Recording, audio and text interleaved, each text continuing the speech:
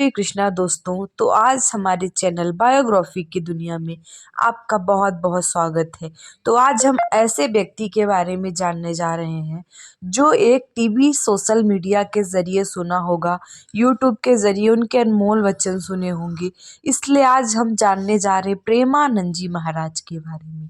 जी हाँ, प्रेमानंद जी महाराज का जन्म उत्तर प्रदेश राज्य में कानपुर के पास सरोल तालुका के आखिरी गांव में एक ब्राह्मण परिवार में हुआ था। प्रेमानंद जी का असली नाम अनिरुद्ध कुमार पांडे है। जी हाँ, चूंकि परिवार का माहौल सात्विक और धार्मिक था, इसलिए बचपन से ही उनका रुझान आध्यात्मिकता की ओर भी अधिक था। इसलिए कम उम्र में ही उन्होंने अपने परिवार को छोड़ के ब्रह्मचारी जीवन जीने का फैसला किया।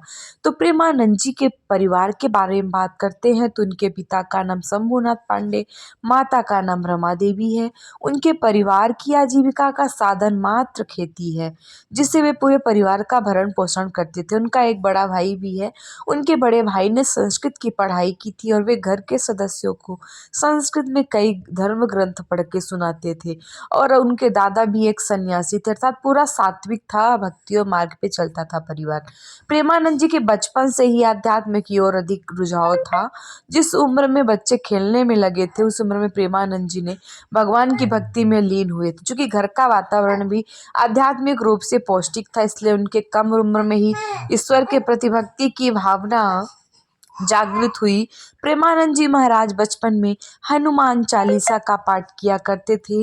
उनके बड़े भाई ने संस्कृत की पढ़ाई की थी। वे प्रतिदिन घर श्रीमद् भागवत का पाठ किया करते। इन सब बातों का प्रभाव उसके बाल मन पे पड़ने लग गया। कहते हैं कि बचपन का मन उपजाऊ मिट्टी की तरह होता है, जिस पर जो बोया जाता है वही उगता है। ऐसा ही कुछ महाराज के साथ स्कूल में रहते हुए उनके एक लगाव विकसित हो गया और उसका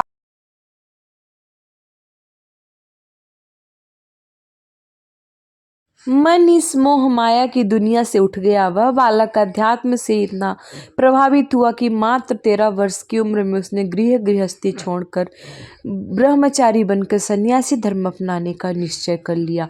प्रेमानंद जी के आध्यात्मिक जीवन की बात करें तो घर छोड़ने के बाद प्रेमानंद जी महाराज कुछ दिनों तक नंदेश्वर धाम में रहे थे। कुछ दिन वहां रहने के बाद उन्होंने किसी तरह वाराणसी में प्रवेश किया। तपस्वी जीवन के दौरान वह 3 बार गंगा में स्नान करते थे और तुलसी घाट पर स्थित पीपल के पेड़ के नीचे बैठकर भगवान शंकर की आराधना करते थे। वह अपनी आजीविका चलाने के लिए वहाँ एक भिक्षु के रूप में रहते थे। अगर कोई खाना दे देता तो खा लेते, नहीं तो कभी कभी भूखा भी रहना पड़ता। तब वो गंगा जल को पी के सो जाते। चाहे भीषण ठंड हो, भारी बारिश हो, उन दिनों में भी गंगा स्नान करते थे। उनका यह स्नान करने का नियम था। उस समय जब पहनने के लिए भगवा कपड़ा नहीं होता तो शरीर पे एक बोरी रखकर उसे वस्त्र के रूप में धारण किया करते थे। घर बार छोड़कर महाराज ब्राह्मण धर्म की दीक्षा लेने के लिए इधर उधर घूमते रहे। दीक्षा के बाद अनिरुद्ध कुमार पांडे का नाम आनंद स्वरूप ब्रह्मचारी रखा गया। महाराज श्री गौरांगी शरण जी उनके गुरु थे। कहा जाता है कि वह लगभग 10 वर्षों तक गुरु की सेवा में रहे। प्रेमानंद जी वृंदावन में कैसे आए तो उसके बारे में बात करते हैं। प्रेमानंद जी महाराज प्रतिदिन की तरह तुलसी घाट पर पीपल वृक्ष के नीचे बैठ के भगवान शंकर का ध्यान कर रहे थे।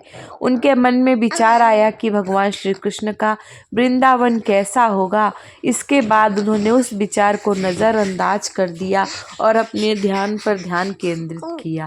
अगले दिन एक अज्ञात महात्मा महाराज से मिलने आए और कहा कि स्वामी जी आचार्य राम शर्मा जी हनुमान विश्वविद्यालय काशी में एक धार्मिक कार्यक्रम की तैयारी कर रहे हैं। इस कार्यक्रम में उन्होंने दिन में चैतन्य लीला और रात में रासलीला कार्यक्रम का आयोजन किया है। तो उन्होंने आग्रह किया है कि हमें इस कार्यक्रम का आनंद लेने के लिए उस स्थान पे जाना चाहिए।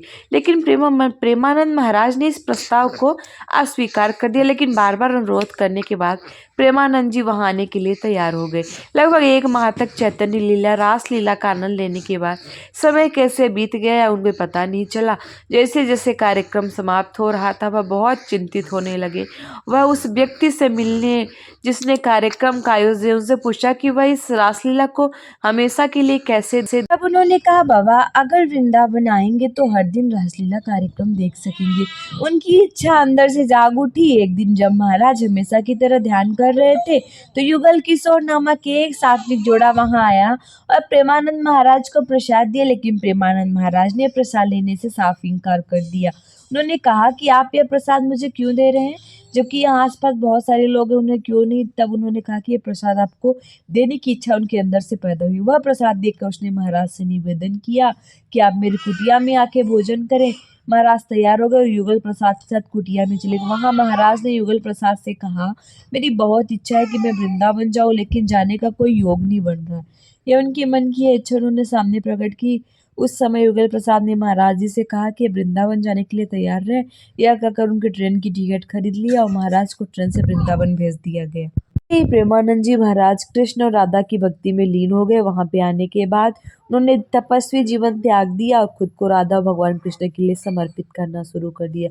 प्रेमानंद जी महाराज राधा वल्लभ नामक संप्रदाय से जुड़ गए और वहीं संत बनकर दुनिया को ज्ञान देने लग गए। जानते हैं प्रेमानंद जी महाराज की किडनी के रोग के बारे में। 35 साल की उम्र में प्रेमानंद जी को महाराज को पेट में दर्द की समस्या होने लगी। एक बार वह उस बीमारी का इलाज कराने के लिए रामकृष्ण मिशन अस्पताल में गए। डॉक्टरों द्वारा दिए गए कुछ परीक्षणों के बाद पता चला कि प्रेमानंद महाराज की दोनों किडनियां खराब हो गई हैं और पूरी तरह से फेल हो चुकी है। उनकी जिंदगी के महज 4 साल 5 साल बचे हैं। लेकिन उस भविष्यवाणी के बाद 17 साल बीत गए, पर आज भी महाराज जीवित है। उन्हें सप्ताह में 3 बार डायलिसिस उपचार कराना पड़ता है। महाराज आश्रम में उनके लिए स्वास्थ्य की सारी व्यवस्थाएं की गई है। कई लोगों का सवाल होता है कि प्रेमानंद जी की महाराज की उम्र कितनी है। तो अगर हम उनके बारे में बात करें तो 60 वर्ष अधिक हो चुके हैं। महाराज प्रेमानंद जी आश्रम वृंदावन में स्थित है, जहाँ कोई भी जाकर उनके उपदेश सुन सकता है, उनसे मिल सकता है, इस महापुरुष का दर्शन कर सकता है। दोस्तों हमारा वीडियो कैसे लगा जरूर हमारे चैनल को लाइक सब्सक्राइब करिए।